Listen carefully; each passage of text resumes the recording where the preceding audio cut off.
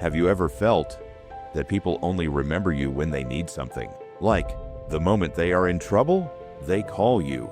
But the moment they are okay, you disappear from their world.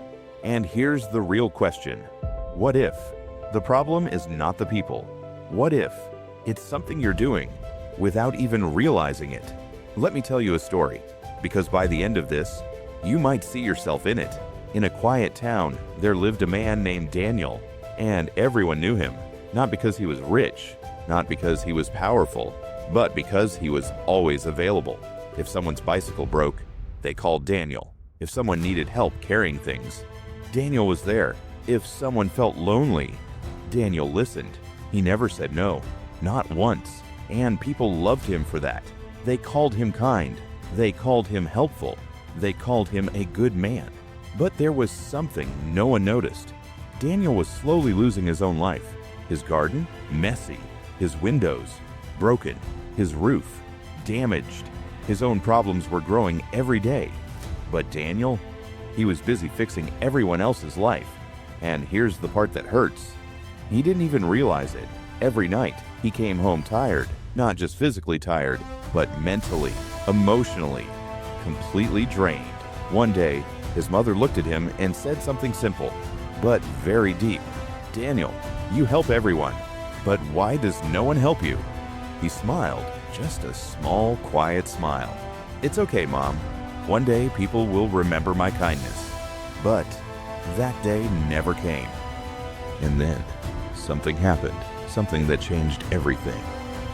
One evening, a strong storm was coming. The sky turned dark. The wind became heavy. Everyone rushed to protect their homes. But Daniel, he didn't go home. He ran to help his friend Oliver. They worked fast, covered everything. But Daniel's own home was unprotected. His garden, his plants, his tools, left behind. And then the storm hit. The heavy rain, strong winds, total chaos. When Daniel finally reached home, everything was destroyed. His garden gone. His hard work ruined. He just sat there in silence, and his mother said one sentence that stayed in his heart forever. Today, you saved everyone's things except your own. Or that night when something broke inside him, but what broke would soon become something stronger. The next morning, confused and tired, Daniel went to meet an old man, Mr. Harris, a wise teacher who lived near the river. Daniel asked him something very honest. Why do I feel empty, even after helping everyone? Mr. Harris didn't answer immediately. He just pointed at the river and said, "Look at it carefully." Daniel watched the water flow. Then Mr. Harris asked, "What happens when the river gets too full and forgets its path?" Daniel replied, "It floods and destroys everything." Mr. Harris nodded, and then he said something that changed Daniel's life forever. Kindness without limits becomes self-destruction. Let that sink in, because this is where everything starts to change. "You are kind," Mr. Harris said, "but you have no boundaries. You run everywhere for everyone, but nowhere for yourself. And you think saying no is wrong." He paused. But sometimes saying no is the most powerful form of self-respect.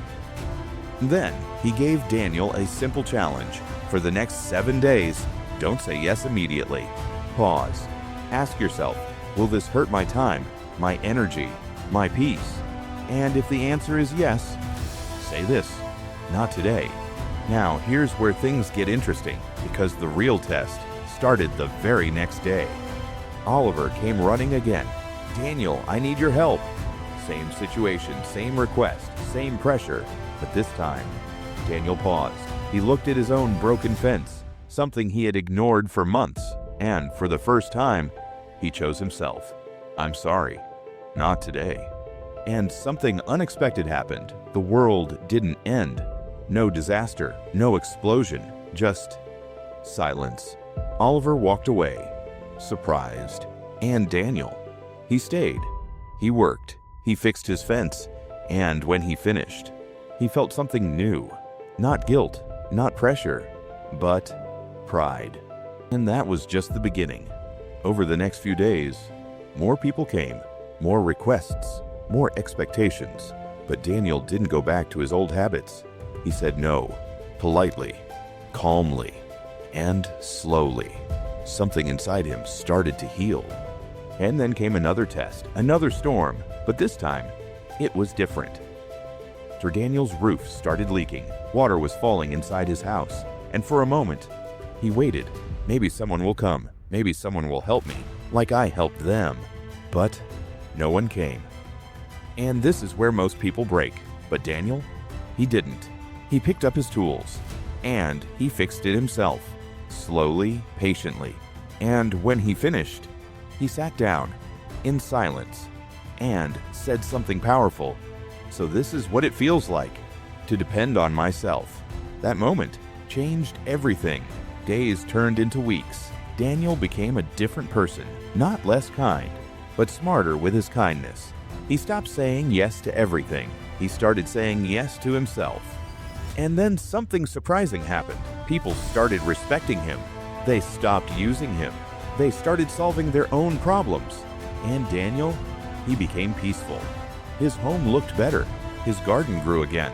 His face looked alive. And one day, Mr. Harris came to visit him. He looked around, smiled, and asked one simple question. Did the world fall apart when you stopped saying yes to everyone? Daniel smiled, a real smile this time, and said, no, my world finally came together. And that is the truth most people learn too late. So now I'll ask you something, and answer it honestly. Are you like Daniel? Do you say yes, even when it hurts? Do you give your time, your energy, your peace to people who wouldn't do the same for you? Then remember this, saying no does not make you selfish. It makes you strong. It means you are finally choosing your life. Because your time matters, your energy matters, your peace matters. And here's the truth most people won't tell you. The world will only respect you when you start respecting yourself. Maybe today is the day you stop saying yes to everyone and finally say yes to yourself. Comment below your opinion about helping everyone.